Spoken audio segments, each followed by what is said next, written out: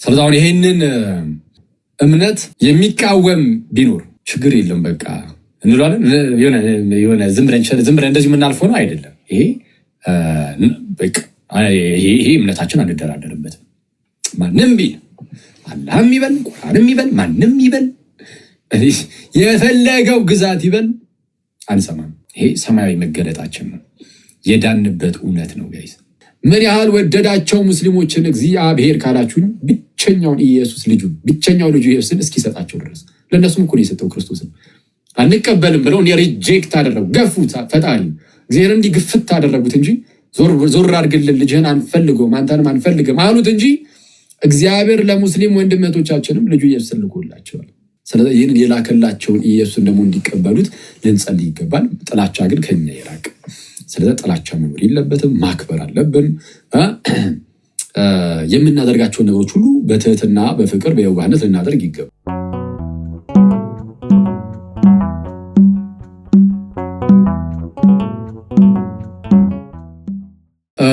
ሰው እንግዲህ ዛሬ የገባንበት ርዕስ ኢየሱስ ክርስቶስ የእግዚአብሔር ልጅ በሚል ርዕስ ነው የገባ ነው እና ለምንድን ነው ይህንን ርዕስ የመረጥ ነው? እንዳልኳችሁ በዚህ በቪዲዮ ላይ እንዳስቀመጥኩላችሁ ዛሬ ቪዲዮ ሰርች ያስቀምጫለሁ። ምናልባት ያላያችሁ ሰዎች እዛ ላይ ምን ብዬ ነበረ? ያው እንግዲህ ስተባበራችሁ ቪዲዮውን ሄዳችሁ ማየት ሳይጠበቅባችሁ እዚሁ ያሰነገራችሁ ቀደረው ብቻ። ግን በዚህ በእስልምና ውስጥ ቁርአን የሚባል መጽሐፍ አለ አይደለ? ቁርአን ለነሱ በቃ የፈጣሪ ቃል ነው፣ ቀጥታ ከሰማይ የወረደ ማለት ነው። እንደዛ እንደተጠረዘ ሆኖ ሳይሆን ቨርባል ኦራል በሆነ መልኩ እንደዚህ በቃል ደረጃ ከላይ ቀጥታ ቃል በቃል የመጣ ነው እና ቃል በቃል ከላይ ከሰማይ የመጣ ነው። ከዛ በኋላ የመሐመድ ልብ ውስጥ ይቀረጻል አይነት ነገር ወይም በመሐመድ ልብ ውስጥ ያድራል። ከዛ እነሱ ደግሞ ይናገራል። ሪሳይት ያደርጋል። ረስቴሽን ነው ራሱ ቁርአን ረስቴሽን ነው። ስለዛ መሐመድ ይለዋል ማለት ነው። ልክ እንዲህ እያለ ሲለው ይሉናል። የሚሰሙ ሰዎች ደግሞ ይጽፉታል። እሱ ሲናገር የሰሙትን ጽፈውታል። ስለዛ ይሄ ኪታብ ነው ማለት ነው። ወይ ሙስሐፍ መጽሐፉ እሱ በቃ መጽሐፍ ነው። ያ የተጻፈው ግን ቀጥታ ቃል በቃል ወርድ ፎር ወርድ ማለት ነው። ያና ነው ቃላቱ ቀጥታ ከዛ ነው የመጡት የሚል ነገር አለ። ሰው ለማንኛውም በዚህ መጽሐፋቸው ላይ አሁን ቁርአን የፈጣሪ ቃል ነው ወይ? በእኛ አይደለም። እሺ በእኛ አይደለም። ሙስሊም ወንድመቶቻችን እንወዳችኋለን፣ እናከብራችኋለን። ግን ያው ቁርአን ግን ለእኛ የፈጣሪ ቃል በፍጹም አይደለም። የፈጣሪ ቃል ለእኛ ብሉያትና ሐዲሳት ናቸው። በስትንፋሰ እግዚአብሔር ብለን የምንናገርላቸው የእግዚአብሔር መንፈስ ያለባቸው። የእግዚአብሔር መንፈስ ያለባቸው ስንል ቀጥታ የመንፈስ ቅዱስ ኢንስፓይሬሽን ያለባቸው መጽሐፍት ማለት ነው። እንደዛ ብለን የምንጠራቸው ብሉያትንና ሐዲሳትን ነው። ብሉያት እንግዲህ በሕግ እና በነቢያት የተነገሩ መጽሐፍት አሉን። በኋላ በሐዋርያቱ የተሰጡ ወይም የተነገሩ ደግሞ መጽሐፍት አሉ። እነሱ እንደዚህ እንዳሉ ሆነው ከዚህ ውጭ ከዛ ምንድነው ቤተክርስቲያን ከተመሰረተች በኋላ የተጻፉ መጽሐፍት በፍጹም ለኛ የፈጣሪ ቃል አይደሉም። ማለት ብዙ የተጻፉ መጽሐፍት አሉ። ቁርአን አይደለም የመጀመሪያው። ባይዚ ክርስትና ከተጀመረ በኋላ በጣም ብዙዎች የእግዚአብሔር ቃል ተብለው የተጻፉ በጣም ብዙ መጽሐፍት አሉ። የእግዚአብሔር ቃል ተብለው ለምሳሌ የቶማስ ወንጌል የእግዚአብሔር ቃል ተብሎ ነው የተጻፈው። የቶማስ ወንጌል ተብሎ የለም እኮ የቶማስ ወንጌል እንቀበላለን። የእግዚአብሔር ቃል ነው ተብሎ ስለመጣ ነው። ያውም በቶማስ ስም በቅዱስ ቶማስ ስም የተጻፈ ማለት ነው። እንደዛ ስለተጻፈ ብቻ በቃ የእግዚአብሔር ቃል ነው። አክቹዋሊ የድንግል ማርያም ወንጌልም የማርያም ወንጌልም የሚባል አለ። ስለዚህ አሁን በእመቤታችን ስም ስላለ በቃ እንደው በእመቤታችን ስም ሆነው በቃ የፈጣሪ ቃል እንላለን አንልም። ስለዚህ ቤተ ክርስቲያናችን ናት መጽሐፍን የምትሰጠ እንጂ ብድግ እያደረገ አንድ ሰው የፈጣሪ ቃል ነው ስላለ እኛ አንቀበልም። ስለዚህ ይሄ ያው ይጠበቅልናል ማለት ነው አይደል? ይሄ መብታችን ይሄ ይጠበቅላችኋል። ሰው ቁርአን የፈጣሪ ቃል ነው ብለን አናምንም። ግን ያው ሙስሊም ወንድሞቻችን ያምናሉ እና በዚህ በሚያምኑት መጽሐፋቸው ላይ ክርስቲያኖች ይረገማሉ። ይነሴዝ አላህ ያጥፋቸው እያለ አላህ ይረግማቸዋል። ይረግመናል። አክቹዋሊ እኔም ክርስቲያን ነኝ ሲጣራ እና አላህ ያጥፋቸው እያለ አላህ ይረግመናል። አላህ ያጥፋቸው ያለበት ምክንያት ነው በጣም በሚያስገርም ሁኔታ ክርስቶስ የእግዚአብሔር ልጅ በማለታችን ነው። ክርስቶስ የእግዚአብሔር ልጅ ነው የሚለውን እኛ አይደለም እኮ ያመጣ ነው አይደል? የእምነታችን ጀማሪና ፈጻሚ ሊቀ ካህናትና ሐዋርያ የቤተ ክርስቲያናችን ራስ ብቸኛው ንጉሳችን ብቸኛው ጌታችን እርሱ ራሱ ነው። የእግዚአብሔር ልጅ እንደሆነ በግልጽ የተናገረው ይህ ኢየሱስ የእግዚአብሔር ልጅ የሚለው ቃል በታስታውሳላችሁ በማቴዎስ ወንጌል ምዕራፍ 16 ከቁጥር 13 ጀምሮ ሰዎች የሰው ልጅ ማን እንደሆነ ይሉታል ብሎ ጌታ ኢየሱስ ጠየቃቸው። ሐዋርያትን እኮ ነው የሚጠይቃቸው። እየሰማችሁ ነው ጋይስ? እሺ እየሰማችሁ ከሆነ ኢየሱስ ሐዋርያትን በአንድ ወቅት ጠየቃቸው። ምን ብሎ? እስቲ ሰዎች ስለኔ ምን ይላሉ? የማን ልጅ እንደሆንኩ ነው የሚናገሩት? ሰዎች የሰው ልጅ ማን እንደሆነ ይላሉ። ሰዎች የሰው ልጅ የማርያም ልጅ እኔን ማን ነው የሚሉኝ ሰዎች ብሎ ጠየቃቸው። ሐዋርያቱ መለስ አደረጉና አንዳንዶች ኤልያስ ነው ይላሉ፣ አንዳንዶች መጥምቁ ዮሐንስ ነው፣ አንዳንዶች ኤርሚያስ ነው፣ አንዳንዱ ዮሐንስ እያሉ ነው። ኤልያስ ነው የሚሉ አሉ፣ ወይ ከነቢያት አንዱ ነው የሚሉ አሉ። ኢንጀነራል ከነቢያት አንዱ ነው ይላሉ ብሎ ነገር ስለ ጌታችን ኢየሱስ ከነቢያት እንዳንዱ እኔ ና ጌታችን ነቢይ ነው። ጌታችን ነቢይ ነው ነው ጌታችን ነቢይ ነው አይደለ? ነው ግን ከነቢያት አንዱ ግን አይደለም፣ ይለያያል። ጌታችን ነቢይ ነው ሲባል ነቢይ ማለት መምህር ማለት ነው። መምህር ከመሆኑ አንጻር የእግዚአብሔርን ነገር ለእኛ ከመናገሩ አንጻር ወደፊት የሚፈጠሩ ነገሮችንም ከመናገሩ አንጻር ኢየሱስ ነቢይ ሊባል ይችላል። አንድምታችን ላይ የባህሪ ነቢይ ይለዋል እና ነቢይ መባሉ ችግር የለም። ከነቢያት እንዳንዱ ግን በፍጹም ጌታችን ኢየሱስ ከነቢያት እንዳንዱ ግን አይደለም። ኢየሱስ የእግዚአብሔር ልጅ ነው። ሌሎችም የእግዚአብሔር ልጆች የተባሉ አሉ። ከእግዚአብሔር ልጆች ውስጥ እንዳንዱ ማለት ግን አይደለም። ኢየሱስ ይለያል። እሱን እንግዲህ መታወቅ አለበት። ግን ከነቢያት አንዱ ነው ይላሉ ሰዎች አሉ። ስለዛ የነቢያት ተርታ ውስጥ ከተቱት ማለት ነው። ጌታችንን አንዳንዶች አይተዋል። ርቀት ላይ ያሉ ከክርስቶስ ርቀው ያሉ ከሐዋርያቱ ርቀው ያሉት እነሱ ስለ ሰው ልጅ ስለ ጌታችን ኢየሱስ ማለት ነው የሚናገሩት ከነቢያት አንዱ ነው። ከነቢያቱ ነው። ጌታችን ግን መለስ አድርገና ኦኬ እናንተስ ማን ትላላችሁ? ራቅ ያሉት እነሱ ኦኬ እንደዛ ብለዋል። ግን እናንተስ ከእግሬ ስር ቁጭ ብላችሁ የምትማሩ ሐዋርያት የኔ ደቀ መዛሙርት እናንተስ ማን እንደሆንኩ ትላላችሁ ብሎ ጠየቃችሁ። ያኔ ቅዱስ ጴጥሮስ ብድግ አለና መለሰ፣ የኔ ተወዳጆች እንዲህም አለ፣ አንተ ክርስቶስ የሕያው እግዚአብሔር ልጅ ነው። ጌታ አንተስ ክርስቶስ የሕያው እግዚአብሔር ልጅ ነህ። ይሄ በጣም ትልቅ ኮንፌሽን ነው። ይሄ ትልቅ ምስክርነት ነው። አንደኛ የምስክርነቶቹን ብዛት ኦኬ የሰው ልጅ እዛ ጋር የሚታየው ኢየሱስ ነው አይደለ? ኢየሱስን ማን ይሉታል ሲባል ከነቢያት አንዱ ነው። ምንድነው? ኤርሚያስ፣ ኤልያስ፣ ዮሐንስ ምናምን ይላሉ አንዳንዶች። ወይ ደግሞ በቃ ተቀደም ከነቢያት እንዳሉ ምን ያህል አውርደው እንዳዩት ተመልከቱ። ይሄ አሁን ከሰማይ የሆነ መገለጥ ራስ ተብሎ ራሱ አልተነገረላቸው። ይሄ ምድራዊ ነው። ይሄ ምድራዊ እውቀት ይባላል። ኢየሱስ ከነቢያት አንዱ ነው የሚለው እውቀት ምድራዊ እውቀት። ሰማያዊው እውቀት ግን ጴጥሮስ ቀጣይ የተናገረው ነበር። ምክንያቱም ጌታችን ነግሮናል ሰማያዊ እውቀት እንደሆነ ምድራዊ እንዳልሆነ ከስጋና ደም ያልሆነ መገለጥ እንደሆነ ጌታችን ቀጥል አድርጎ ነገረን። ምን ብሎ? አንተ ክርስቶስ የሕያው እግዚአብሔር ልጅ ነህ አለ። ኦኬ አንተ ኢየሱስ አንተ አለው ኢየሱስ አንተ ክርስቶስ ነህ አለ። የመጀመሪያው ኮንፌሽን የመጀመሪያው ምስክርነት ክርስቶስ ማለት መሲህ ቅቡ ማለት ነው። ይጠበቅ የነበረው የዳዊት ልጅ ከወገብህ ፍሬ በዙፋን ላይ አኖራለሁ ተብሎ ስለ መሲሁ አስቀድሞ ተነግሯል። የምትጠበቀው መሲህ ኧረ አንተ ነህ አለ። አንተ ክርስቶስ ነህ። የኢየሱስን ክርስቶስነት መመስከር ትልቅ ኮንፌሽን ትልቅ ምስክርነት ነው። ኢየሱስ እርሱ ክርስቶስ እንደሆነ መመስከር። ኢየሱስ እርሱ ምን እንደሆነ ክርስቶስ ቅቡ ይጠበቅ የነበረው መሲህ እርሱ እንደሆነ መሰከረ። ግን እዚህ ላይ ብቻ ግን አላበቃም። አዎ አንተ ኢየሱስ ክርስቶስ ነህ። ክርስቶስ መሲሁ አንተ ነህ። ግን መሲሁ ብቻ አይደለም፣ ይህ ይመጣ ዘንድ ያለው መሲህ ግን የሕያው እግዚአብሔር ልጅ ነው። በባህሪው የማን ልጅ ነው? የሕያው እግዚአብሔር ልጅ ነው። የሕያው እግዚአብሔር ልጅ ነው። ይሄ ትልቅ ምስክርነት ነው። ከዛም ጌታችን መለስ አደረገና የሚለው ጥሩ ነው። የዮና ልጅ ስምዖን ሆይ አለው። ጴጥሮስ ጌታችንን የማን ልጅ ነበር ያለው? ጴጥሮስ ጌታችንን የማን ልጅ አለው? የሕያው እግዚአብሔር ልጅ። ጌታችን ግን መለስ አደረገና ጴጥሮስ የሕያው እግዚአብሔር ልጅ አላለው። ጴጥሮስን የሕያው እግዚአብሔር ልጅ አላለው። አሁን ጌታችን የሕያው እግዚአብሔር ልጅ ሲባል ባህርያዊ ልጅነቱ ነው። ስለዚህ አሁን በባህርያዊ ልጅነት ስለሆነ እየተጠራሩ ያሉት ይላል ማን? ቅዱስ ዮሐንስ አፈወርቅ። ይህንን የመጽሐፍ ቅዱስ ክፍል ሲተረጉም ማለት ነው ምን ይለዋል? ልክ አንተ ክርስቶስ የሕያው እግዚአብሔር ልጅ ነህ ሲለው ጴጥሮስ ጌታችን ደግሞ መለስ ያደርግና የዮና ልጅ ስምዖን ሆይ፣ የሕያው እግዚአብሔር ልጅ ስምዖን ሆይ ሳይሆን የዮና ልጅ። ጴጥሮስ የእግዚአብሔር ልጅ ነው ማለት አይሁዳውያን የእግዚአብሔር ልጅ እንደሆኑ ይናገራሉ። በጣም በብዙ ክፍል እግዚአብሔርን አባታችን ይሉታል እና የእግዚአብሔር ልጆች ነን እኛስ አባታችን አንድ እግዚአብሔር ነው እያሉ ተናግሯል። ዮሐንስ ወንጌል ምዕራፍ 8 ላይ አይተናል። ግን የክርስቶስ ግን ለየት ያለ ነው፣ ባህሪያዊ ነው እና እሱን አሳያቸዋለሁ። እሺ እና ጴጥሮስን ሲናገር ብሏል፣ የዮና ልጅ አለው። በስጋ የሚወልደውን አባቱን ጠራ። ዮና የጴጥሮስ አባቱ ነው። የኬፋ የጴጥሮስ አባቱ ማን ይባላል? ዮና።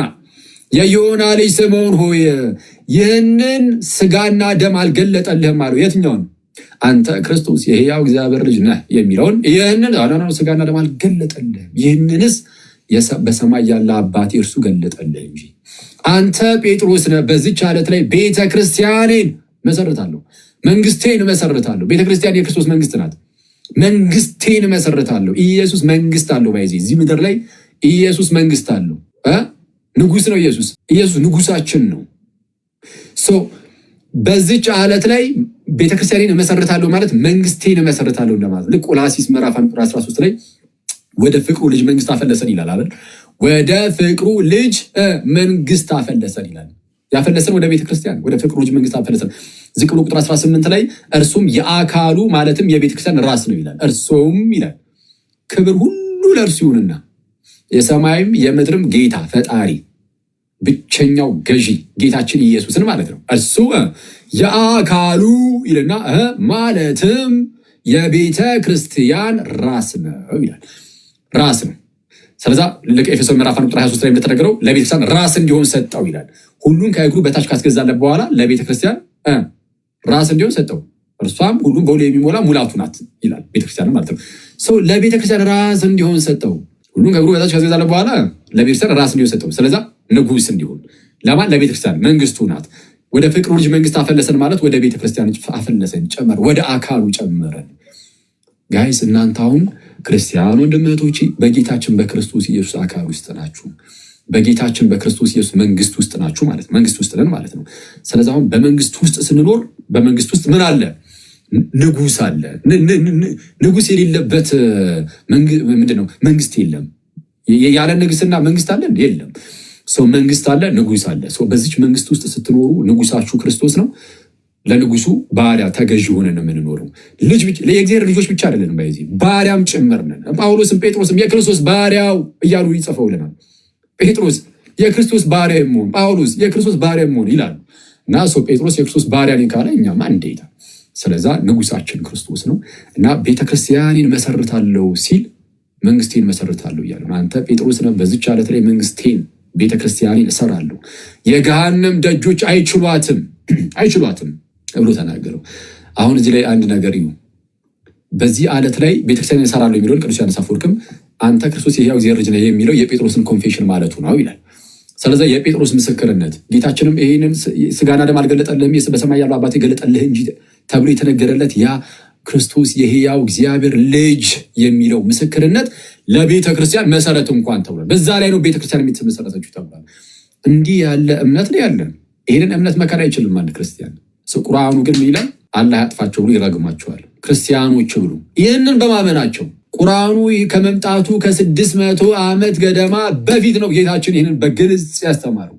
ታዲያ ከ600 ዓመት በፊት የተሰጠውን የጌታችንን የፈጣሪያችንን ትምህርት አንክደው አንሸፍነው፣ አንከልለው፣ አናስወግደው። ሰው ያንን ትምህርት በመያዝ ግን ትረገማለህ። አይተዋል። ኦኬ እሺ፣ ችግር የለም። ከኛ የሚጠበቀው ምንድን ነው? በፍጹም እንደውም ኢየሱስ እርሱ ክርስቶስ የእግዚአብሔር ልጅ መሆኑን የሚክድ እርሱ የተረገመ ነው ብለን ይሄ ትምህርት ከኛ የራቀ እንደሆነ እናሳያለን ማለት ነው። ከዚህ ጋር በተያያዘ ያው የቁርአን ክፍል ጠቅሼላችሁ ነበረ። 9ኛው ሱራን 30ኛው አያ ላይ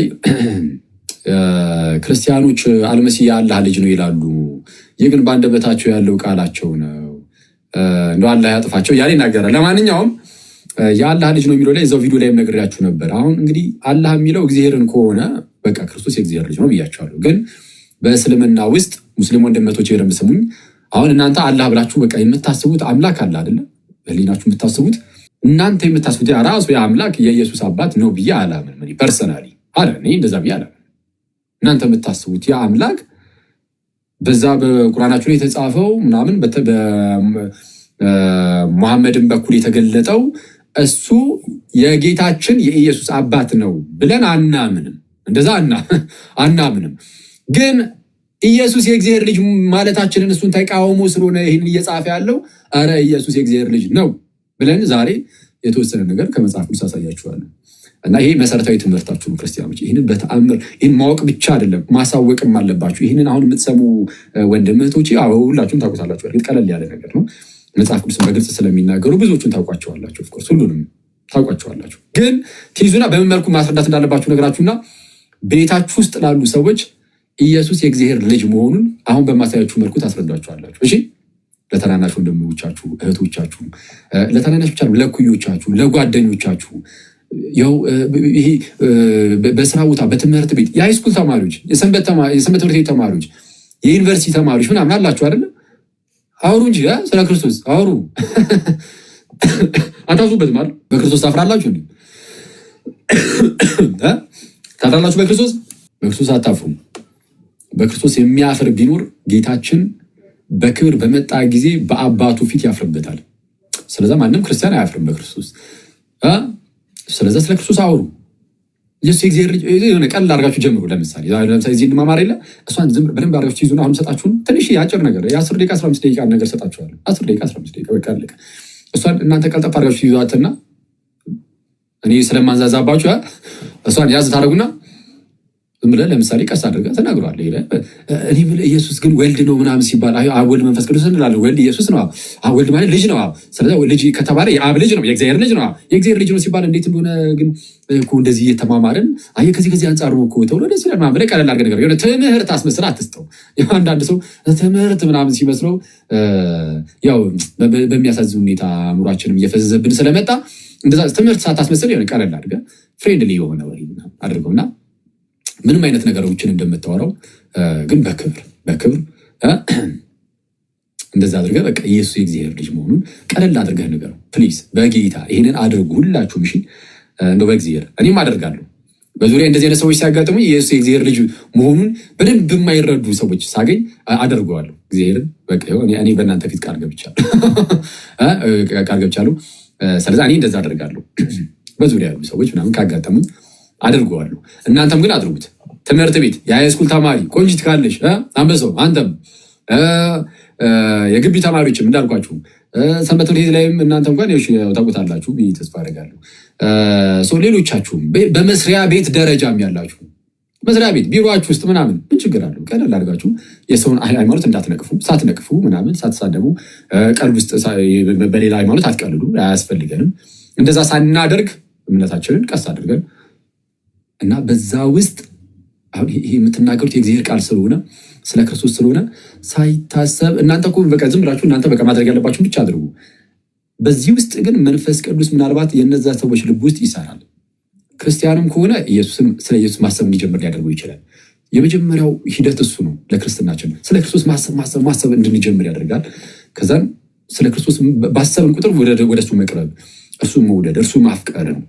በኛ ውስጥ እየበዛ ሊሄድ ይችላል። ይህንን ማድረግ የሚችለው ራሱ ሰውየው አይደለም፣ መንፈስ ቅዱስ ነው። ግን ሰውየው ግን ማለት መንፈስ ቅዱስ በውስጡ የክርስቶስን ፍቅር እንዲያፈስበትና የክርስቶስን ፍቅር እንዲያበዛበት ግን ሰውየው ደግሞ ምን ማድረግ አለበት? ልቡን ክፍት ማድረግ አለበት። እና እንደዛ እንዲሆን አድርጉ። በእምነት ውስጥ የሌለ ሰውም በኤርሲያን ውስጥ የሌለ ሰውም ቢሆንም መንፈስ ቅዱስ ወደ ኤርሲያን እንዲመጣ ወደ ክርስቶስ አካል ወደ ጌታችን እንዲመጣ ሊያደርገው ስለሚችል ቀስ አድርጋችሁ እንደዛ አድርጉ። ስለዚህ ከራሳችሁ ተርፋችሁ የሌላው መድረስ አለባችሁ ማለት ነው። እሺ፣ ስለዚህ ይህንን እምነታችንን የተወሰነ ነገር ልበላችሁ። ስለዚህ እንዳልኳችሁ ነው። ይሄ መከባበሩ ምናምን አለ። ሙስሊሞችን የሚጠላል ከጠላን ከኛ በላይ እግዚአብሔርን ያላወቀው የለም። በቃ እግዚአብሔርን አናውቀውም ማለት ነው። ከጠላን ሙስሊሞችን የሚጠላ ካለ በቃ ገና ነው፣ እግዚአብሔርን አላወቅም። ስሜታዊ ክርስቲያን ነው ማለት ነው። ስሜታዊ ሆነን ልንናገር የምንችላቸው ነገሮች ይኖራሉ። ግን ስሜታዊ ሆነን ልንናገር የምንችላቸው ነገሮች ሊኖሩ ይችላሉ። ግን ስሜታዊያን መሆን ግን የለብንም። እሺ፣ ስሜታዊያን ስሜቱ ሙሉ በሙሉ ተቆጣጥሮ ሙስሊሞችን እስክጠላ ድረስ በፍጹም መሆን የለበትም። ይህንን ካደረግ ጸብ ከእግዚአብሔር ጋር ነው የሚሆነው። ይኸውላችሁ የሬት ወዳጆች የሆነ ነገርን ለመውደድና ለመጥላት መጀመሪያ እግዚአብሔር ያንን ነገር ይወደዋል ይጠላል ብላችሁ ጀምሩ። ከዛ ጀምሩ። እግዚአብሔር የሚጠላውን ነገር ጠሉት። እግዚአብሔር የሚወደውን ነገር ብትጠላ ግን የእግዚአብሔር ቁጣ በአንተ ላይ ሊመጣብህ ይችላል። ስለዛ በተአምር እንዳናደርገው በጣም መጠንቀቅ አለብን። ስለዚህ እንዳንጠላ የሆነ አሁን ለምሳሌ ሙስሊሞች አሁን በተለያየ በአንድም በሌላ ምክንያት የሆነ በግርግሩ ምንም እየተነሳ የሆነ ነገር የሚያናድድ ነገር ሲያደርጉ ካያችሁ ጥላቻ እነሱን መጥላት በውስጣችን በጣም እየነገሰ እንዳይሄድና ሰይጣን ያችን ቀዳዳ አድርጎ ከገብቶ ደግሞ የጥላቻ መንፈስ ነው ውስጣችን እንዳይበክለውና እንዳይዘራብን ለእነሱ መጸለይ። ስንጸልይላቸው አንጠላቸው፣ ስራቸውን ግን ልንጠላው እንችላለን። ስራ ሊጠላ ይችላል። የማንም ክርስቲያን ሆኖም ኃጢአትን የሚሰራ ካለ ይጠላል ስራው። ሰዎች ግን አይጠሉ። እግዚአብሔር ሰዎችን ይወዳል። ምን ያህል ወደዳቸው ሙስሊሞችን እግዚአብሔር ካላችሁኝ ብቸኛው ልጁ ኢየሱስን እስኪሰጣቸው ድረስ ለእነሱም እኮ ነው የሰጠው ክርስቶስን። አንቀበልም ብለው ሪጀክት አደረጉ፣ ገፉት። ፈጣሪ እግዚአብሔር እንዲህ ግፍት አደረጉት እንጂ ዞር አድርግልን ልጅህን አንፈልገውም አንተንም አንፈልግም አሉት እንጂ እግዚአብሔር ለሙስሊም ወንድመቶቻችንም ልጁ ኢየሱስን ልኮላቸዋል። ስለዚህ ይህንን የላከላቸውን ኢየሱስን ደግሞ እንዲቀበሉት ልንጸልይ ይገባል። ጥላቻ ግን ከኛ ይራቅ። ስለዚህ ጥላቻ መኖር የለበትም፣ ማክበር አለብን። የምናደርጋቸውን ነገሮች ሁሉ በትህትና በፍቅር በየዋህነት ልናደርግ ይገባል። ይህ ግን ይሄ በዕለት ተዕለት ኑሯችን ያለው ይሄ መቻቻሉ መከባበሩ ይሄ ግዴታ ነው። መሬት ላይ ልክ ስትኖሩ ሙስሊሞችን አይታችሁ አሁን በተለያየ አጋጣሚ በሚዲያው በሚነሱ ግርግሮች ምክንያት ለነሱ የሆነ ጥላቻ ነገር ማሳየት እንዳትጀምሩ እንደ በጌታ እንዳንጀምር። ይሄ ነው በጣም የሚያስፈራው። እኔ ፕሮቴስታንቲዝም ላይም ስሰራ ክርስቶስን በጣም የሚያስፈራኝ አንዱ ነገር ይሄ ነው። ፕሮቴስታንቲዝም ስህተት ነው፣ በቃ አለቀ። እንደዛ ብዬ ነው እንደዛ ብለን የምናምነው እና እዛ ላይ በጣም ስንሄድበት ትምህርቱ ላይ ግን የኛ የራሳችን ግን ጭንቅላታችን እነሱ ወደ መጥራት እየተቀየረ እንዳይሄድ ብዬ በጣም የምፈራው እና እንደዛ መሆን የለበትም። በጣም መጠንቀቅ አለብን። እሱን ለመጠበቅ ጸልዩ ማለት ለነሱ ለምሳሌ ለፕሮቴስታንቶች መጸለይ ወንድሞቻችን ናቸው እህቶቻችን ናቸው፣ ልንጸልይላቸው ይገባል። በተለይ ብዙዎቹ ታውቃላችሁ ምን ያህል ምስኪኖች የዋሆች እንደሆኑ። ስለዛ በተቻለ አቅም ለነሱ መጸለይ መለመን። ልክ ስትጸልዩላቸው አጠሏቸውም። ሳጠሏቸው ምንፍቅናውን ብቻ በመጥራት እንደውም እነሱን ወደ ክርስትና ወደ ኢርሳን ለማምጣት መስራት ትጀምራላችሁ። ይሄ ነው ሲያም ሆነ ይህ መከባበሩ መፋቀሩ ግን ክርስቶስ ላይ እንድንደራደርበት አያደርገን። በፍጹም አይቻልም። እሱ ገና ለገና መቻቻል መፋቀር እሱ አለ። እንደዛ መካበሩ ምናምን አለ። ስለዛ በቃ ኢየሱስ የእግዚአብሔር ልጅ አይደለም ምናምን ቢሉም በቃ ይበሉ እስቲ ተዋቸው አንልም። እንደዛ አንልም።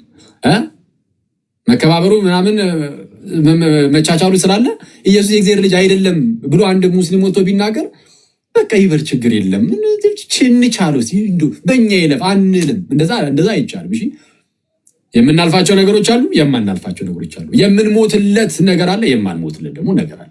በማንሞትለት ነገር ዝም ብለን ራሳችን ሄደን እንትን አናደርግም። የምንሞትለት ነገር ግን አለ፣ ጌታችንን እንሞትለታለን። ኢየሱስ የእግዚአብሔር ልጅ አይደለም ቢል ስህተት ነህ። ኢየሱስ እርሱ ክርስቶስ የእግዚአብሔር ልጅ ነው እንላለን። እንዲህ ብለህ መስዋዕት ሰማዕትነት ቢመጣ ራሱ ይቆጠርልሃል። እንዲህ በማለት ከሆነ የሚመጣብህ ማለት ነው። ግን ዝም ብሎ በሆነ ባሉ ነው። ግን ዝም ብለን የሆነ ኳረር ውስጥ አንገባም። በሆነ ባሉ ጭቅጭቅ ውስጥ ግን አንገባም። በቃ ይሄኛው ግን ክርስቶስ ላይ ግን አንደራደርም። አምላካችን ነው፣ ጌታችን ነው። የእግዚአብሔር ልጅ የሚለው ትምህርታችን ኢየሱስ ጌታ አይደለም የሚል ካለ ኢየሱስ ጌታ አይደለም የሚል ካለ ይህን አንደራደርም። እኛ አይ ስህተት ነው እንላለን። ቦልድሊ በግልጽ ስትሬት ፎርዋርድ ይሄ ስህተት ነው። ኢየሱስ የእግዚአብሔር ልጅ እንደሆነ ከሚያምን በቀር ዓለምን የሚያሸንፍ ማን ነው ተብሎ ተነግሮን፣ እንዲህ ተብሎ ተነግሮን፣ አብና ወልድን የሚክድ እርሱ የክርስቶስ ተቃዋሚ ነው ተብሎ በግልጽ ተነግሮን፣ አሁን እንደዚህ ሲሉ የምናመቻች ከሆነ እኛ በጣም አደጋ ውስጥ ያለ ነው ማለት ነው። ስለዛ ስንመልስ አታክ አናደርግም። እነሱን ሰዎቹን ሙስሊም ወንድመቶቻችንን አታክ አናደርጋቸውም፣ ግን ስህተት ናቸው። ኢየሱስ የእግዚአብሔር ልጅ ነው የሚለውን ግን ቦልድሊ እንናገራለን። ኢየሱስ እርሱ የማን ልጅ ነው? ኢየሱስ እርሱ መሲህ ነው፣ ክርስቶስ ነው፣ ግን የሕያው እግዚአብሔር ልጅ ነው። ኢየሱስ የእግዚአብሔር ልጅ ነው። ኢየሱስ የእግዚአብሔር ልጅ ነው። ኢየሱስ የእግዚአብሔር ልጅ ነው። ስለዛ በቁርአኑ ላይ አላህ ያጥፋቸውም ምንም ቢልም በፍጹም ንቅንቅ የማይል አለት የሆነ እውነት ኢየሱስ የእግዚአብሔር ልጅ ነው የሚለው ስለሱ በጣም መታወቅ ያለበት ጋይስ። አሁን ሁለቱንም ማመጣጠን አለብን። አንደኛው የሰውን እምነት በጣም እየቀለድንበት ሰዎችን አታክ ወደ ማድረግ መግባት የለብንም። ይህንን የኔ አፕሮች ያ ነው። በቃ እኔ ብቻ ሳይሆን በክርስትናው አፕሮች ፕሪንሲፕላችን ሰዎችን ማብሸቅ የለብንም። በጣም መጠንቀቅ አለብን። ግን ያው ስሜታዊ ስለምንሆን በጣም ይሄ ማብሸቅ ነገር እኛ ላይ ሲመጣብን ሲያበሽኩን ጌታችንን ሲሳደቡብን አምላካችንን ሲሳደቡብን ምን የእናንተ ይኸው ባይሆን የራሳችሁ መጽሐፍ ላይ እንደዚህ የሌለ እንደ እያልን አሁን ተለያዩ ሰዎች በጣም በስፋት እንደዚህ አድርጎ የለም በቃ እንግዲህ ከመጣው አንጻር በቃ እንደዛ አደረግን። ግን አዘ ፕሪንሲፕል ግን እንደ ፕሪንሲፕል ግን በቃ በየዋህነት ሰዎችን ባለማብሸቅ በቃ እንደዛ እናደርጋለን። ያንን እንይዝና ግን ደግሞ በጣም ለጠጠ ነው ግን እንዳይበሽቁ ብለን ግን የኢየሱስን የእግዚአብሔር ልጅነት ጸጥ የኢየሱስን አምላክነት የኢየሱስን ጌትነቱን የሥላሴና የአምላካችን የእግዚአብሔርን ስሉስ አካልነት ጸጥ ምናምን ልንል ግን አንችልም። ስለዛ የሆነ አንደኛውን ጫፍ ብቻ ሳንለጠጥ እንደዚህ መካከል ላይ ሆነን በዚህ መልኩ ነው ማስቀመጥ ያለብን ብዬ አስባለሁ። ስለዚህ አሁን ሰብሰብ ስትሉ ከጓደኞቻችሁ ጋር ምናምን የምትማማሯትን ነገር ልስጣችሁ፣ በምን መልኩ እንደምትነግሯቸው ኢየሱስ የእግዚአብሔር ልጅ ነው ከመጽሐፍ ቅዱስ ለማሳየት ማለት ነው። እንግዲህ ኢየሱስ የእግዚአብሔር ልጅ ነው አይደለም ከሚለው ጋር በተያያዘ ብዙ ሰዎች የሚያነሱት ነገር ምን መሰላችሁ? አይ ኢየሱስ የእግዚአብሔር ልጅ አይደለም የሚሉና በተለይ በእስልምና ውስጥ ያሉ ወንድሞቻችን ምናምን ግን መጽሐፍ ቅዱስ ላይ እኮ የእግዚአብሔር ልጅ እንደሆነ ይናገራል ስትሏቸው በግልጽ ኢየሱስ የእግዚአብሔር ልጅ እንደሆነ መጽሐፍ ቅዱስ ይናገራል ስትሏቸው አይ ኖ እሱ እኮ ሌሎችም ፍጥረታት የእግዚአብሔር ልጅ ተብሏል፣ ለሌሎችም ፍጥረታት አብ አባት ተብሏል። ስለዛ የኢየሱስ የእግዚአብሔር ልጅነት ከሌላው የተለየ አይደለም። በቃ እንደዚህ እናንተ እንደምታስቡት አይነት ልጅነት ከሌላው ይሄ ሌሎች ፍጥረታት ምናምን እኛ ራሳችን የእግዚአብሔር ልጅ እንባል የለ ከኛ ሁሉ በተለየ መልኩ ኢየሱስ የእግዚአብሔር ልጅ አይባልም ይላሉ። እኛ ደግሞ ኧረ ይባላል እንላለን። ከማን ተምረን? ከሰማይ። ይሄ ምድር አለ፣ ይሄ ስጋና ደም የተገለጠ አይደለም፣ ከሰማይ የሆነ ነው ጌታችን እንላለን። በምን እናውቃለን? እሱን ትንሽ ነገር ላሳያችሁ። ይሄ ኖርማል ምድር ላይ ያሉ ሰዎችም ፍጥረታት የእግዚአብሔር ልጅ እንደሚባሉ እንግዲህ በጣም ብዙ ማሳያዎች አሉ። ዘፍጥረት ምዕራፍ 6 ላይ ለምሳሌ በሴት በኩል የሚመጡ ዘሮች ማለት ነው። አዳም ሴትን ይወልድና ከዛን በሴት በኩል የሚመጡት ትውልዶች አሉ፣ በቃየል በኩል የሚመጡ ደግሞ ትውልዶች አሉ።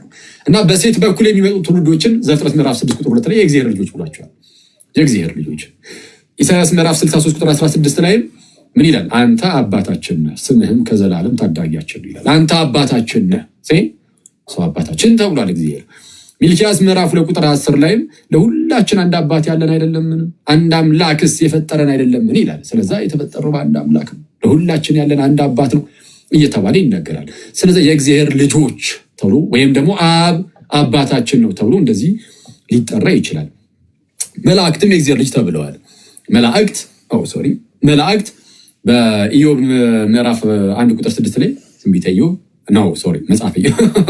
መጽሐፈ ኢዮብ ምዕራፍ 1 ቁጥር 6 ምዕራፍ 2 ላይም ከዕለታት በአንድ ቀን የእግዚአብሔር ልጆች በእግዚአብሔር ፊት ለመቆም መጡ ይልና ከዕለታት በአንድ ቀን የእግዚአብሔር ልጆች በማን ፊት? በእግዚአብሔር ፊት ለመቆም መጡ። በእግዚአብሔር ፊት የሚቆሙት መላእክት ናቸው አይደለ? በእግዚአብሔር ፊት የሚቆመው እኔ ገብርኤል ነኝ እንዳለ ሰው በእግዚአብሔር ፊት ለመቆም መጡ ይልና በመካከላቸው ማን ነበረ? በመካከላቸውም ሰይጣን ነበረ። ሰይጣን ደግሞ በመካከላቸው መጣ ይላል። ኢዮብን ለመፈተን ፍቃድ ሊወስድ ማለት ነው ከእግዚአብሔር። ስለዚህ የእግዚአብሔር ልጆች ተብሎ ደግሞ እንደዚህ ይጠራሉ። መላእክት የእግዚአብሔር ልጆች ተብለዋል። ሰዎች የእግዚአብሔር ልጆች ተብለዋል። አይሁዳውያን የእግዚአብሔር ልጆች ተብለዋል። ቅድም እንዳልኳችሁ ዮሐንስ ምዕራፍ 8 ላይም አንድ አባት አለን እርሱም እግዚአብሔር ነው ብለው አይሁዳውያን ሲናገሩ አይተናል። ታዲያ የጌታችን በምንድን ነው የሚለየው ከተባለ አጠር አድርጌ ነው የምነግራችሁ። የመጀመሪያው በመጽሐፍ ቅዱሳችን ላይ የእግዚአብሔር የገዛ ልጁ ተብሎ የተጠራ ከጌታችንና ከመድኃኒታችን ከኢየሱስ ክርስቶስ በቀር ማንም የለም። ነጥብ 1 በሉ። ነጥብ 1 የእግዚአብሔር የገዛ ልጅ ልጁ his own son የራሱ የገዛ ልጅ ተብሎ ሊጠራ የሚችለው ከኢየሱስ በቀር ማንም የለም በመጽሐፍ ቅዱሳችን። አብም የገዛ አባቱ ተብሎ ለኢየሱስ ካልሆነ በስተቀር ሌላ ለማንም ሊጠራ አይችልም። በመጽሐፍ ቅዱሳችን ላይ ኢየሱስ የእግዚአብሔር የገዛ ልጁ ተብሎ ተጠርቷል ብቻው፣ ሌላ አይጋራውም ይሄንን አገላለጽ።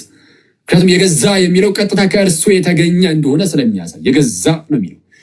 ማስረጃ ሮሜ ምዕራፍ 8 ቁጥር 32 ላይ ይላል፣ ለገዛ ልጁ ያራራለት ነገር ግን ስለ ሁላችን አሳልፎ የሰጠው እንዲያው ሁሉን ነገር ከእርሱ ጋር እንዴት አይሰጠንም ይላል። ለማን ያራራ? ለገዛ ልጁ ያራራለት። ለገዛ ልጁ ያራራለት ካለ ኦኬ፣ ኢየሱስ የገዛ ልጁ ነው። ኢየሱስ ምኑ ነው? የገዛ ልጁ ነው። የገዛ ልጁ ነው ማለት ቀጥታ ከእርሱ የሚገኝ ነው ማለት ነው። ልክ ለምሳሌ ያንተ የገዛ ልጅህ ከተባልክ ቀጥታ ከአንተ የተወለደ ነው ማለት ነው። ሰው ኢየሱስ የአብ የገዛ ልጁ ተብሎ ተነግሮለታል። አብም ደግሞ ለኢየሱስ የገዛ አባቱ ተብሎ ተነግሮለታል። ብቻ ለኢየሱስ ብቻ። ዮሐንስ ወንጌል ምዕራፍ 5 ከቁጥር 17 ጀምሮ ጌታችን ኢየሱስ እንዲህ አለ፣ አባቴ እስከ ዛሬ ይሰራል እኔም ደግሞ እሰራለሁ አለ። የአገላለጽ በጣም ከባድ አገላለጽ ነው። እንዲህ የሚል አለ፣ አባቴ እስከ ዛሬ ይሰራል እኔም እሰራለሁ የሚል ማን አለ?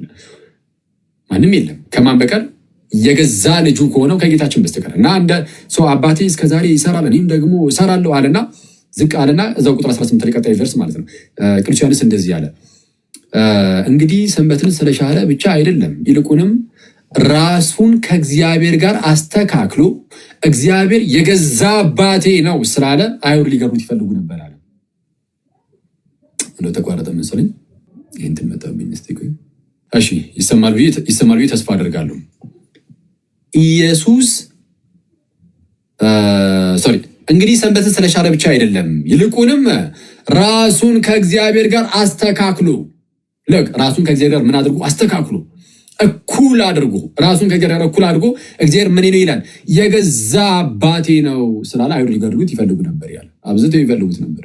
እግዚአብሔር ምን ነው ስላለ መጽሐፍ ቅዱሳችሁን ገልጣችሁ ታነበው እግዚአብሔር አባቴ ነው ስላለ ተብሎ ተተርጉሞ ልታገኙ ትችላላችሁ። አማርኛው ላይ ግን ትክክለኛው ትርጉም የገዛ አባቴ ነው የሚል። ብዙዎች የእንግሊዝኛ ቨርዥኖች ጥሩ ናቸው። his own father ይላል ወይም my own father። የገዛ አባቴ አለ። አብ የገዛ አባቱ ተብሎ የሚነገርለት ለኢየሱስ ነው። ለአብ የገዛ ልጁ ተብሎ የሚነገርለትም ለኢየሱስ ብቻ ነው። ከኢየሱስ ጫን ካለ አንድ ማስረጃ አምጡ ብሎ መጠየቅ ይቻላል። አንድ ማስረጃ የገዛ ልጁ ተብሎ ማንም የለም። የገዛ አባቱ ተብሎ አንድም የለም። በጌታችንና በወልድና በአብ መካከል ያለው አንዱ ግንኙነት ይሄ ነው። ስለዚህ የመጀመሪያው ነጥብ ይሄ ነው። የገዛ ልጅ የገዛ አባት ተብሎ የሚቀመጠው ይሄ አገላለጽ። ሁለተኛ ነጥብ ኢየሱስ ለአብ የገዛ ልጁ ከሆነ የአብ የገዛ ልጁ ደግሞ ስንት ነው? አሁን የገዛ ልጅ ብዙ የገዛ ልጆች አሉት ያሉትም አንድ ብቻ ነው የገዛ ልጅ ያለው። ስለዛ ብቸኛ ልጁ ነው ኢየሱስ ለአብ። ከዚህ አንጻር ማለት ነው የገዛ ልጅ የሚለው ለየት ያለ ስለሆነ ምንድነው የገዛ ልጅ የሚለው ለየት ያለ አገላለጽ ስለሆነ ወይም ደግሞ ለየት ያለ ልጅነት ከራስ የተገኘ አይነት ልጅነት ስለሆነ እንዲህ አይነት በእንደዚህ አይነት ልጅነት ደግሞ አብ ስንት ልጅ አለው ከተባለ አንድ ብቻ። እኛው ልጆቹ ነን፣ ግን የገዛ ልጆቹ አይደለንም። የገዛ ልጅ አንድ ብቻ ነው ያለው፣ እርሱም ጌታችንና መድኃኒታችን ኢየሱስ ክርስቶስ ይባላል። ኢየሱስ ብቻ ነው የአብ ልጅ።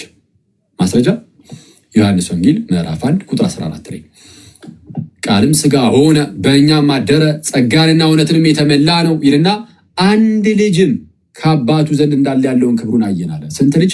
አንድ ልጅ። ከብዙዎች መካከል አንዱ ልጅ አይደለም፣ ብቸኛ ልጅ ማለት ነው። ሂዝ ኦንሊ ቢጋትን ሰን ማለት ነው። ኦንሊ ቢጋትን ሰን፣ ኦንሊ ቢጋትን ሰን፣ ብቸኛ ልጅም አንድያ ልጅም፣ ብቸኛ አንድያ ልጅ፣ አንድ ልጅም አለ። ብቸኛ ልጅ አለ።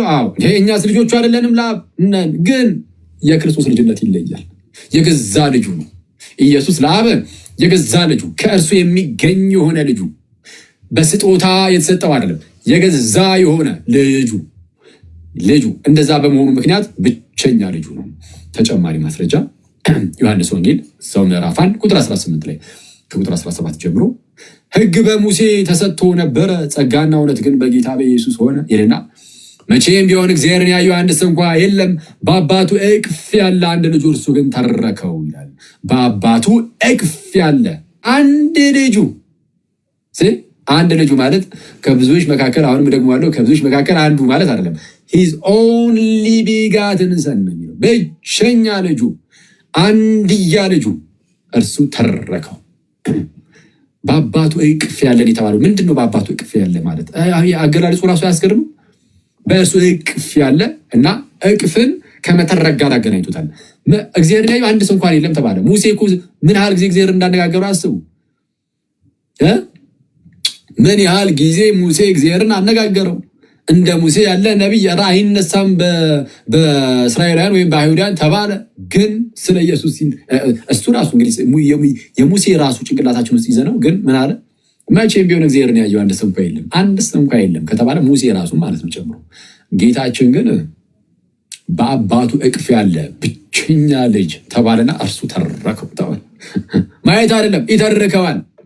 ጌታችን አብን ተረከው ተባለ። ለምን? የባህሪ ልጁ ነው፣ የገዛ ልጁ ነው፣ የገዛ ልጁ ነው። አንድ ይቻል ዘንሰካሽ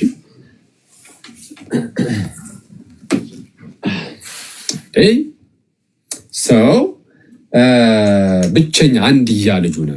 ተጨማሪ ማስረጃ ዮሐንስ ወንጌል ምዕራፍ 3 ቁጥር 16 ጌታችን እንደዚህ አለ፣ በእርሱ የሚያምን ሁሉ የዘላለም ሕይወት እንዲኖረው እንጂ እንዳይጠፋ እግዚአብሔር አንድያ ልጁን አሳልፎ እስኪሰጥ ድረስ ዓለምን እንዲሁ ወዶታል አለ። በእርሱ የሚያምን ሁሉ የዘላለም ሕይወት እንዲኖረው እንጂ እንዳይጠፋ እግዚአብሔር አንድያ ልጁን ማለትም ብቸኛ ልጁን እስኪሰጥ ድረስ ዓለምን እንዲሁ ወዶታል። ስለዛ ኢየሱስ የአብ ብቸኛ ልጁ አንድያ ልጁ ነው ማለት ነው። እዛ ወደ ዝቅራችሁ ቁጥር 18 ላይም በእርሱ የሚያምን የዘላለም ሕይወት አለው፣ በእርሱ የማያምን ግን በአንዱ በእግዚአብሔር ልጅ ስም ስላላመነ አሁን ተፈርዶበታል ይላል። በማን ስላላመነ? በአንዱ በእግዚአብሔር ልጅ። ስለዛ ኢየሱስ የአብ ብቸኛ ልጁ ከመሆኑ አንጻር እንደኛ ያለ አይነት ልጅነት እንዳልሆነ እናውቃለን። ሁለት ነጥብ እናሳያችሁ። የመጀመሪያው ነጥብ ምን ነበር? የገዛ ልጅ ኢየሱስ የገዛ ልጁ መሆኑን አሳይቻችኋለሁ። አብም ለኢየሱስ የገዛ አባቱ እንደሆነ አሳይቻችኋለሁ። የገዛ ልጁ ከመሆኑ አንጻር ብቻውን ነው ልጅ፣ ማንም ሰው አይጋራውም የሱን ልጅነት ብያችሁ ነበረ። ብቻውን ልጅ እንደሆነ ደግሞ አሁን አሳያችሁ። ሁለተኛው ነጥብ ደግሞ ብቸኛ ልጅ የሚለው ነው። የገዛ ልጅ፣ ብቸኛ ልጅ። ሶስተኛ ነጥብ ብቸኛ ልጅ በመሆኑ ምክንያት ከሌላው ጋር ሲነጻጸር ደግሞ የተወሰነ ላሳያችሁ። ከሌላው ጋር ምን ሲል ሲነጻጸር? ከሌሎች ከነቢያት፣ ከመላእክት፣ ከትልልቅ ቅዱሳን ሰዎች አነጻጽረን ደግሞ ስናነጻጽር ከዕብራውያን ከመላእክትን ጀምር። ከመላእክት ጋር እናነጻጽር የሱ ልጅነት። እንግዲህ መላእክት የእግዚአብሔር ልጆች ተብለዋል። እንዳሳያችሁ በኢዮብ ምዕራፍ 1 ቁጥር 6 ምዕራፍ 2 ላይም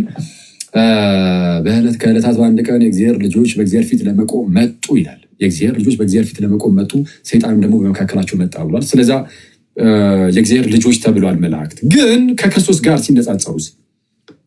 ሲነጻጸሩ ዕብራውያን ምዕራፍ 1 ቁጥር 5 ይላል፣ ከመላእክትስ አንተ ልጄ ነህ፣ እኔ ዛሬ ወልጄሃለሁ፣ ደግሞም እኔ አባቱ ሆናለሁ፣ እርሱም ልጅ ይሆነኛል ያለው ከቶ ለማን ነው?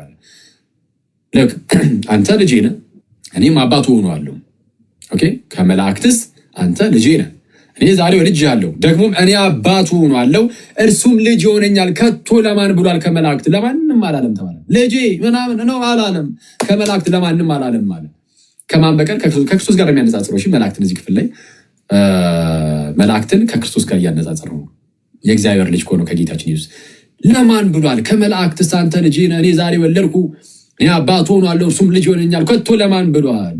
ለማንም እኮ አላለም። ይህንን እኮ ልጁ ኢየሱስ ብቻ ነው እኮ የያዘው አለ። ስለዛ ኢየሱስ ልጅ ሲባል አብረው መላእክት ከክርስቶስ ጋር ልጅ አይባሉ። ለመላእክት መች ተባለላቸው ተባለ። አየህ፣ አስወጣቸው መላእክትን። ኢየሱስ ልጅ ሲባል መላእክት አብረው ቅዱስ ሚካኤል፣ ቅዱስ ገብርኤል አብረው ልጅ አይባሉ ከክርስቶስ ጋር። የክርስቶስ ልጅነቱ ይለያል። ስለዛ ምን አለ ቀጠል አድርጎ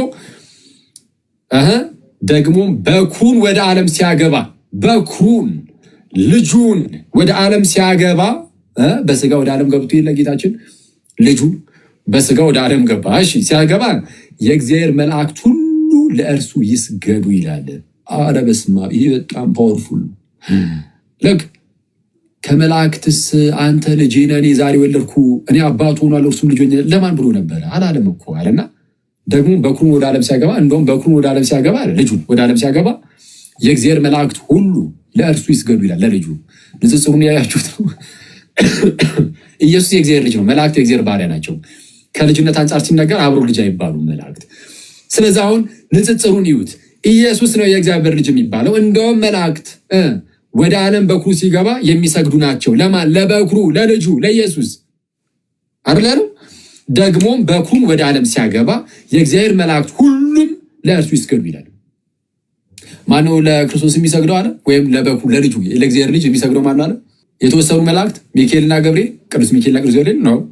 መላእክቱ የእግዚአብሔር መላእክት የተባለ ሁሉ የእግዚአብሔር መላእክት ሁሉም ለእርሱ ይስገዱ። በስመ አብ! ጌታችን እንዴት ያለ ክብርን ያለው አስባችሁታል? በእግዚአብሔር ስም የእግዚአብሔር መላእክትን አስቧቸው ጋይስ፣ ምን አይነት ክብር እንዳላቸው መናፍስት ናቸው እና እነዛ መናፍስት የእግዚአብሔር መላእክት እነዛ ኃያላን እነዛ ሁሉም ይላል ባይዜ ይሰመርበት ሁሉም ለኢየሱስ ይሰግዳሉ፣ በኢየሱስ ፊት የሚንበረከኩ ናቸው። ኧረ በስመ አብ ክብር ሁሉ ለጌታችን በእውነት እና ከመላእክት አንተ ልጄ ነህ እኔ ዛሬ ወለድኩ እኔ አባቱ ሆናለሁ እርሱም ልጅ ይሆነኛል ከቶ ለማንም ደግሞ በኩሩን ወደ ዓለም ሲያገባ የእግዚአብሔር መላእክት ሁሉም ለእርሱ ይሰግዳሉ ይላል። ስለዚህ አሁን በንጽጽር ደረጃ መላእክት እንኳን አብሮት ልጅ አይባሉም ተባለ። የእርሱ ልጅነት ከፍ ያለ ነው፣ ለየት ያለ ነው። መላእክትን ሁሉ የሚያሰግድ ነው። መላእክት ሁሉ የሚያመልኩት ጌታ ነው ኢየሱስ ማለት ነው፣ የእግዚአብሔር ልጅ ማለት ነው። ንጽጽሩ ከመላእክት አንጻር ስታነጻጽሩት ይኸው ተመልከቱ። እሺ ሁለተኛ ከሙሴ አንጻር እናደርገው። ሙሴ እንዳንተ ያለ ነቢይ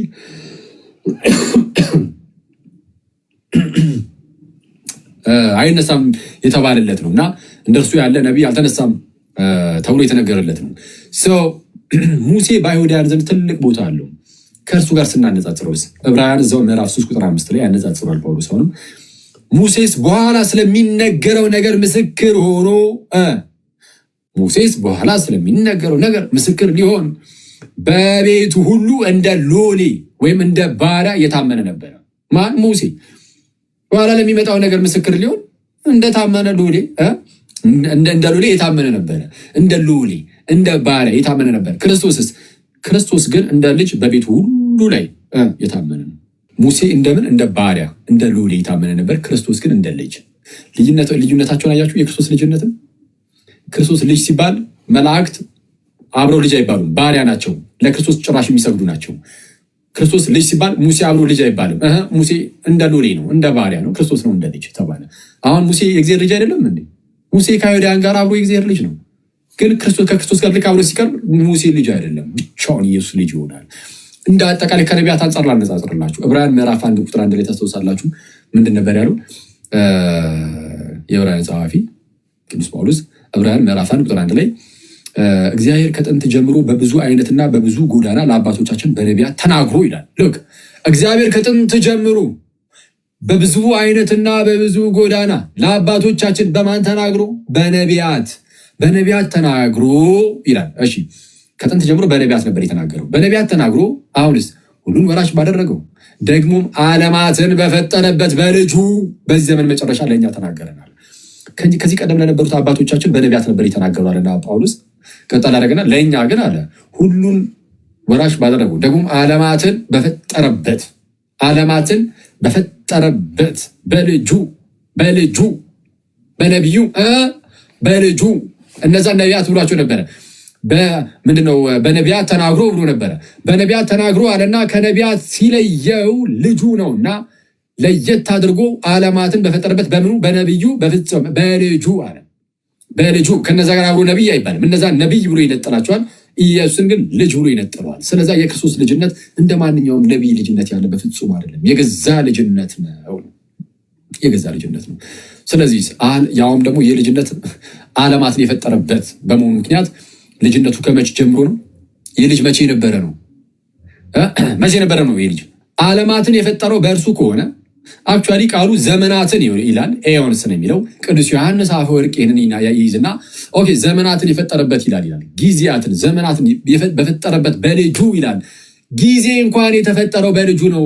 በልጁ ጊዜ ከተፈጠረ እንግዲያውስ ልጁ ከጊዜም ቀደም ብሎ ነበረ። ስለዛ ልጁ ወልድ ከጊዜ ውጭ ነው። ከጊዜ ውጭ ከሆነ ደግሞ የተፈጠረ አይደለም። የተፈጠረ ቢሆን ጊዜ ውስጥ ይገባል። ምክንያቱም መፈጠረት ከተጀመረ ጊዜ አብሮ ያኔው ስለሚጀምር ማለት ነው። በዚህ ጊዜ ተፈጠረ ስለሚባል ኢየሱስ የመጀመሪያው ፍጡር ቢሆን ኖሮ አርዮሳውያን እንደሚሉት ሙስሊሞች ሲጀመር የመጀመሪያው ፍጡር ነው አይሉም። እነሱ አሁን ባለፈው የመጣ ሰው ነው ብቻ ነው የሚሉት። ነቢይ ሆኖ በቃ አሁን ባለፈው የዛሬ 2000 ዓመት ብቻ ህልውና ነው የጀመረ። ከነሱ ቀደም ከሙስሊሞች ቀደም ብሎ ግን አርዮስ ተነስቶ ነበረ። አርዮስ የተሻለ ነው። አርዮስ ምን አለ? የተሻለ ነው ስላችሁ ከዛ አንጻር ማለት ነው። አስቀድሞ የነበረውን ህልውና ቢያንስ ያውቃል እንጂ አርዮስም የተረገመ መናፍቅ ነው እና እርጉም መናፍቅ ነው። እሺ እና አርዮስ ምን ይል ነበረ? መጀመሪያ አብ ኢየሱስን ፈጠረ። ኢየሱስን ከፈጠረ በኋላ ዓለማትን ፈጠረ፣ ሌሎችን ፍጥረታት ሰማይን ምድርን ፈጠረበት ይላል። ቅዱስ ዮሐንስ አፈወርቅ ግን ይህንን ጥቅስ ያዝ ያደርግና ኦኬ ምንድነው ዘመናትን ፈጠረበት ይላል፣ ጊዜን ፈጠረበት ይላል። ጊዜን እግዚአብሔር ጊዜን የፈጠረው በልጁ ከሆነ ልጁ ከጊዜ ቀደም ብሎ ነበረ። ስለዛ ከጊዜ ውጪ ነው። ከጊዜ ውጪ ከሆነ በዘላለም ውስጥ ያለ ነው። በዘላለም ውስጥ ከሆነና ጊዜያቱም የተፈጠሩት በልጁ ነው ከተባለ ልጅነቱም የዘላለም ነው። ልጅነቱ ዘላለማዊ የሆነ ልጅነት ነው። ስለዛ ክርስቶስ የእግዚአብሔር ልጅ ነው ሲባል ቃል እንደመሆኑ ነው።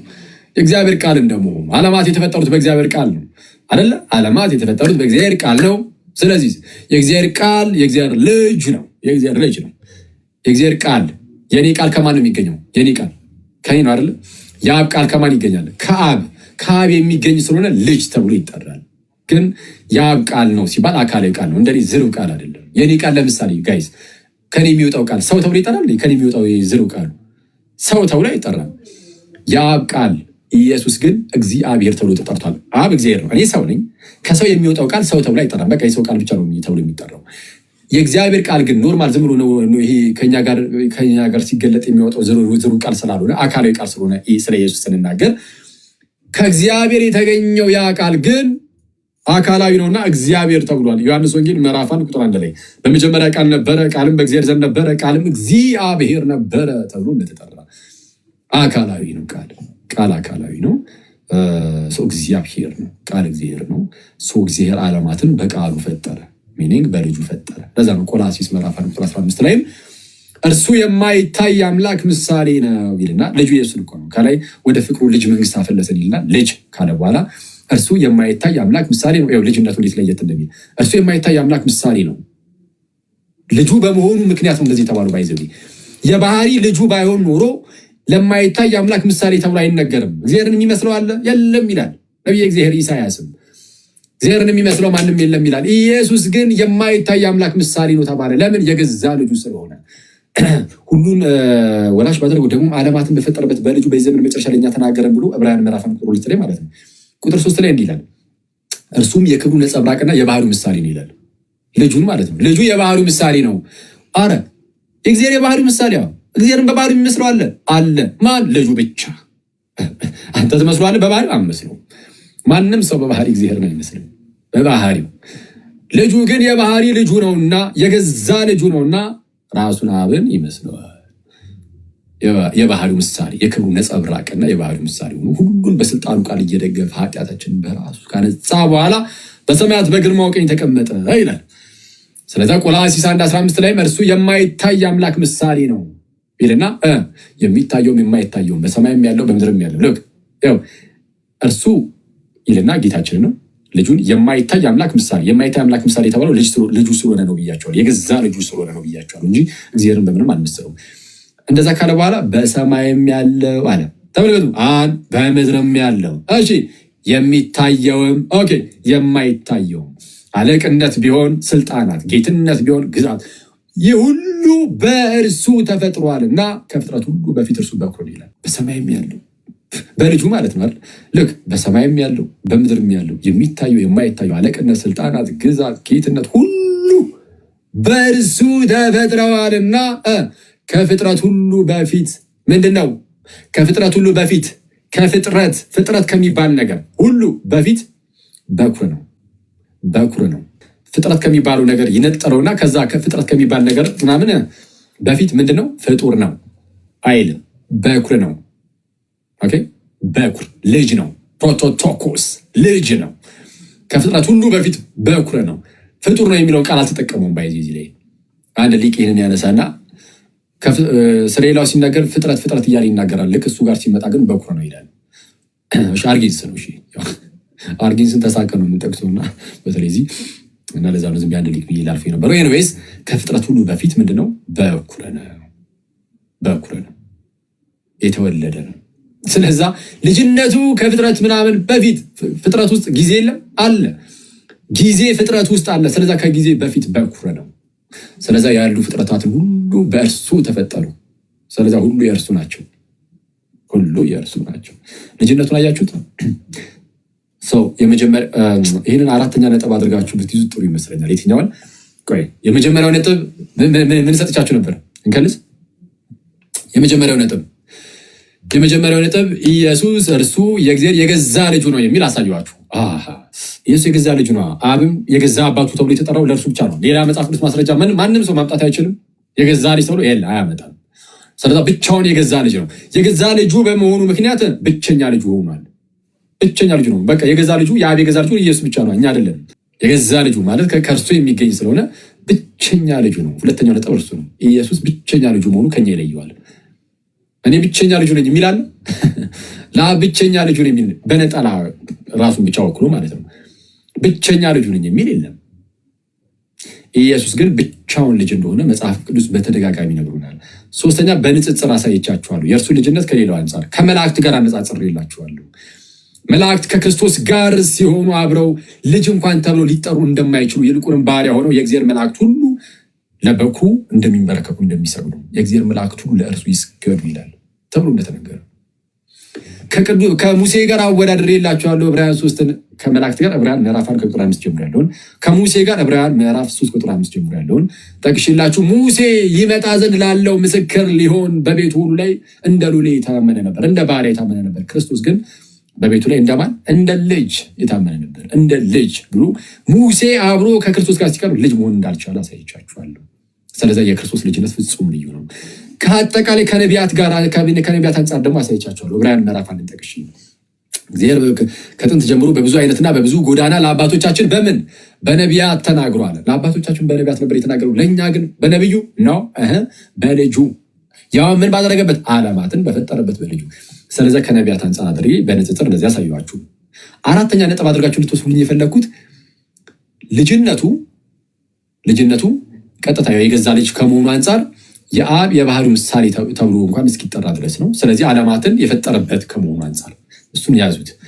ማለትም ዓለማትን በፈጠረበት በልጁ ነው ያለው። ጊዜያትን በፈጠረበት በልጁ ነው ያለው። አንደኛ እሱን ያዙ። እሱም የክብሩ ነጸብራቅና የባህሪው ምሳሌ ነው ብሏል። የባህሪው ምሳሌ መሆን የሚችል ማንም የለም። እግዚአብሔር በባህሪው ይመስላል የለም። እግዚአብሔር በምን ትመስሉኛላችሁ ያለውን እግዚአብሔር ለዛ እኮ ነው። ስለዛ የባህሪው ምሳሌ የሆነው የገዛ ልጁ ስለሆነ ነው እንጂ ሌላማ ማንም አይሆን ፍጥረት ምናምን አይሆንም።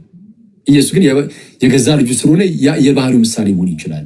ቆላሲስ ይሄ ዕብራውያን 1:3 ላይ ነው። ቆላሲስ 1:15 ጠቅሼላችሁ ነበር። የማይታይ አምላክ ምሳሌ ይለውና የማይታይ አምላክ ምሳሌ ይለውና እሺ ከዛስ በሰማይም ያለው በምድርም ያለው የሚታየው የማይታየው አለቅነት፣ ስልጣናት፣ ግዛት፣ ጌትነት ሁሉ በእርሱ ተፈጥረዋልና ከፍጥረት ሁሉ በፊት እርሱ በኩር ነው ይላል።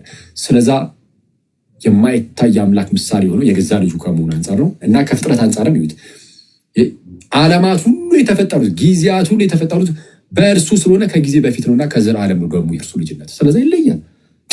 ከዘላለም ልጅ ሆኖን ከራስ ጋር ታነጻጽራለህ እንዴ? ማይ ብራዘር የባህሪ ልጅ ሆኖ ወይም የገዛ ልጁ የሆነውን እርሱን ከራስ ጋር አጣይት አይነጻጸርም እና ሰው የክርስቶስ ልጅነትን ከዚህ አንጻር ልንመለከተው ይገባል። እና ኢየሱስ በዚህ ደረጃ ከሆነ ልጅነቱ የመጻፋቸው ምክንያት ራሱ ይሄ ሆኖ ልናገኘው እንችላለን። ለምሳሌ ዮሐንስ ወንጌል ታላቅ የሆነ ወንጌል አይደለም? ኢየሱስ የእግዚአብሔር ልጅ የሚለውን ሰዎች እንዲያምኑ ተብሎ የተጻፈ ነው። ዮሐንስ ወንጌል ማስረጃ ዮሐንስ ወንጌል ምዕራፍ 20 ቁጥር 31 ላይ ኢየሱስ እርሱ ክርስቶስ የእግዚአብሔር ልጅ እንደሆነ ታምኑ ዘንድ አምናችሁም በስሙ ሕይወት ይሆንላችሁ ዘንድ ይህ ተጽፏል አለ። ወንጌሉ የተጻፈው እኮ አለ ዮሐንስ ኢየሱስ እርሱ ክርስቶስ የሕያው እግዚአብሔር ልጅ እንደሆነ እንድታምኑ አምናችሁም ደግሞ በስሙ ሕይወት ይሆንላችሁ ዘንድ ይህ ተጽፏል አለ። ስለዛ የተጻፈ የወንጌል መጽሐፍ እንኳን ምክንያት ነው። ታዲያ እንደማንኛውም ዝም ብሎ ልጅ ከሆነ የወንጌል መጽሐፍ እንኳን ምክንያት እስኪሆን ድረስ ይሆናል? አይሆንም እኮ አክሊል የእግዚአብሔር ልጅ እንደሆነ እንድታውቁና በስሙ ሕይወት እንዲሆንላችሁ የተጻፈ ሊባል ነው እንዴ? አይባልም። ኢየሱስ የገዛ የአብ ልጅ ነው። ይህንን ማመን ደግሞ ሕይወት ነው። ከዚህ ሕይወት የሚነጥለን ደግሞ አንዳች አይኖርም። ከዚህ ሕይወት ሊነጥለን የሚችል ማን ነው? ከዚህ ሕይወት። ምክንያቱም ኢየሱስ የእግዚአብሔር ልጅ እንደሆነ ማመን በስሙ ሕይወት እንድናገኝ የሚያደርገን ነው። ይህንን የሚቃረን ካለ ሕይወትን የሚቃረን ነው። ሕይወትን የሚቃረን ነው። ስለዛ ይህንን ልብ ልንለው ይገባል። ስለዛ በዚህ ምክንያት ኢቨን አንድ ሰው መዳን ሲፈልግ ለመጠመቅ አስቀድሞ ይሄኛው እንደ ፕሪኮንዲሽን ይጠይቃል። ኢየሱስ የእግዚአብሔር ልጅ እንደሆነ ታምናለህ ተብሎ መጠየቅ አለበት ማለት ነው አይደል? እንደዛ ነው። ለምሳሌ በሐዋርያት ሥራ ምዕራፍ 8 ላይ ኢትዮጵያዊ ጃንደረባ የኢሳያስን መጽሐፍ እያነበበ በሰረገላ ሲሄድ ሳለ ትላለህ። እሺ ፊልጶስ ያገኘዋል። መንፈስ ቅዱስ ፊልጶስን ይልከዋል ወደ እርሱ ይልከውና ታሪኩን ታውቁታላችሁ። ሄዶስ ወንጌል ሰበከለትና ሲሄዱ ውሃ አገኘ። እነሆ ውሃ እንዳልጠመቅ የሚከለክለኝ ምንድር ነው አለ። እነሆ ውሃ እንዳልጠመቅ የሚከለክለኝ ምንድን ነው አለ ኢትዮጵያዊ ጃንደረባ። ከዛ ፊልጶስ መለስ አደረገና ምን አለ? ኢየሱስ የእግዚአብሔር ልጅ እንደሆነ ካመንክ ተፈቅዶልሃል። ካመንክ ተፈቅዶልሃል አለ። ኢየሱስ የእግዚአብሔር ልጅ እንደሆነ አምናለሁ አለ። ካመንክ ተፈቅዶልሃል አለ። ሶሪ ካመንክ ተፈቅዶልሃል ሲለው ምን አለ? ኢየሱስ የእግዚአብሔር ልጅ እንደሆነ አምናለሁ። ስለዚህ ለመጠመቅ እንደ ፕሪኮንዲሽን እንኳን ሆነ ኢየሱስ የእግዚአብሔር ልጅ ነው የሚለውን ማመን ማለት ነው። ስለዚህ ይሄ የስብከት ሳይቀር ርዕስ ሆነ ማለት ነው።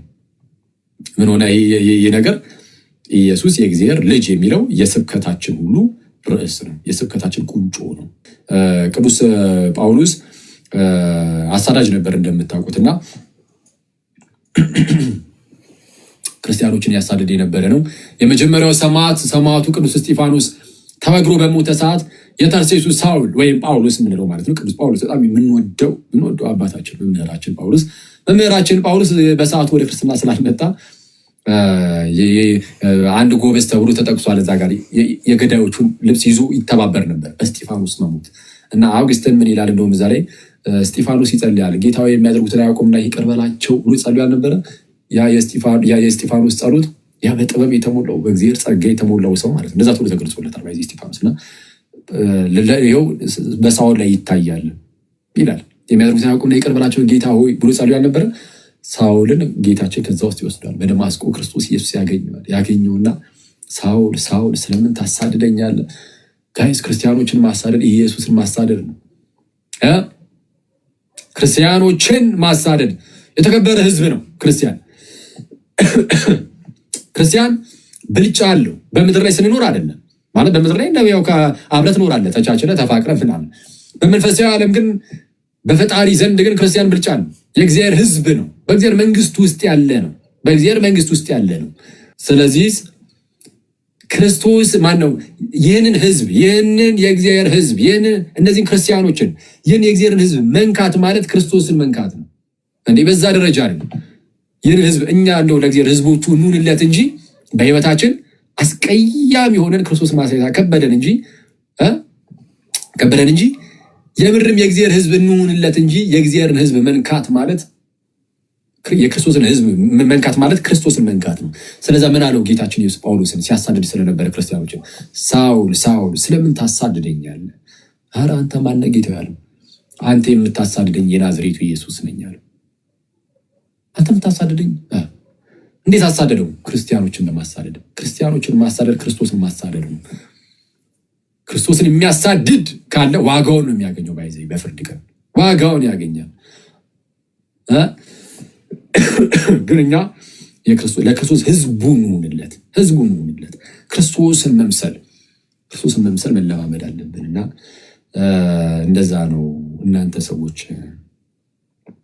ስለዚህም ጳውሎስ ይቅርታ ይህን ያነሳውበት ምክንያት ምንድነው? ጳውሎስ ወደ ክርስትና ተመልሶ ማለት ነው። ሐዋርያት ሥራ ምዕራፍ 9 ላይ ነው አይደል ያለው ታሪኩ። ሐዋርያት ሥራ ምዕራፍ 9 ላይ ከሐናንያ ጋር ምናምን ተገናኝቶ ምናምን ነገር 22 ምዕራፍ ላይ ታሪኩ ያው ይነገራል። በጳውሎስ ግን ያው ሲኩዌንሱን ጠብቀን ስንሄድ ሐዋርያት ሥራ 9 ምዕራፍ አካባቢ ላይ ነው የሚመጣውና ገና ከመምጣቱ በምኩራቦቻቸው ገብቶ ይላል። ሐዋርያት ሥራ ምዕራፍ 9 ቁጥር 20 ላይ ወደ ምኩራቦቻቸውም ገብቶ ኢየሱስ የእግዚአብሔር ልጅ እንደሆነ ይሰብክ ጀመራል።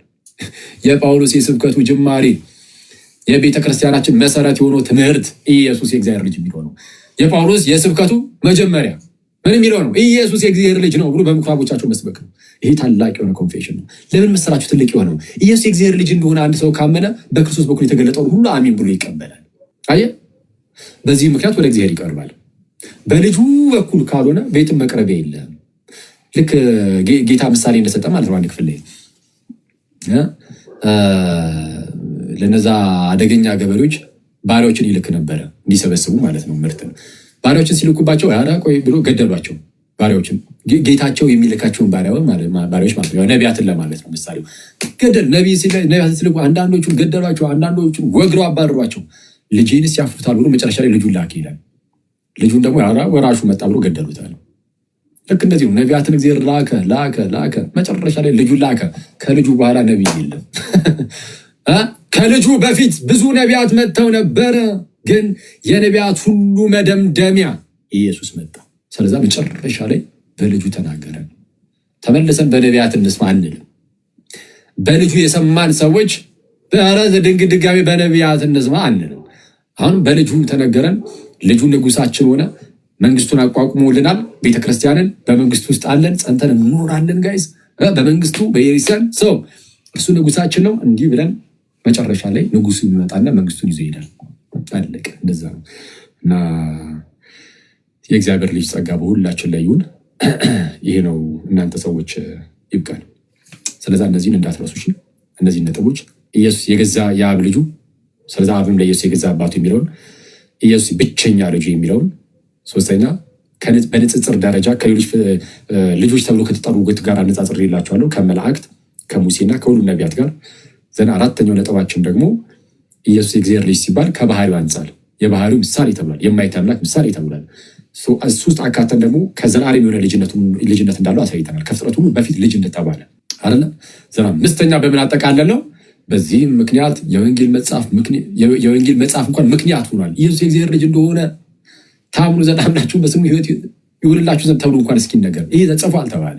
ኢየሱስ የእግዚአብሔር ልጅ እንደሆነ እንድታምን የተጻፈው እስኪባል ድረስ ለመጠመቅ እንደ ፕሪኮንዲሽን ሆኗል፣ እንደ ቅድመ ሁኔታ ይህን ማመን። ስለዛ ትልቅ ነገር ነው ማለት ነው። እንደ ማንኛውም አይደለም፣ እንደ ማንኛውም ልጅነት አይደለም ማለት ነው። የጳውሎስ የመጀመሪያው ስብከቱ እንደሆነ አይተናል። ጳውሎስ ገና ወደ ክርስትና ከመምጣቱ ኢየሱስ የእግዚአብሔር ልጅ እንደሆነ በምኩራቦቻችሁ መስበክ ጀመረ ነው የሚለን።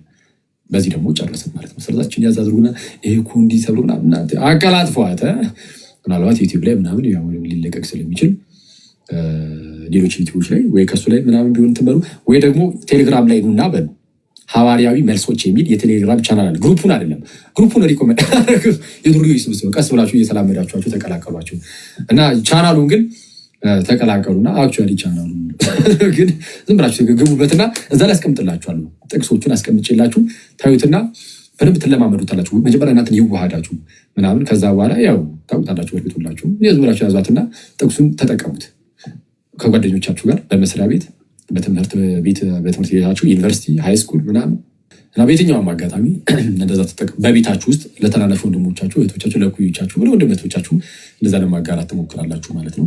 ትምህርታችን ምናምን ዛሬ ተማማር ነው። ግልጽ ይመስለኛል አይደል? ስለዚህ አሁን ይሄንን እምነት የሚቃወም ቢኖር ችግር የለም በቃ እንላለን።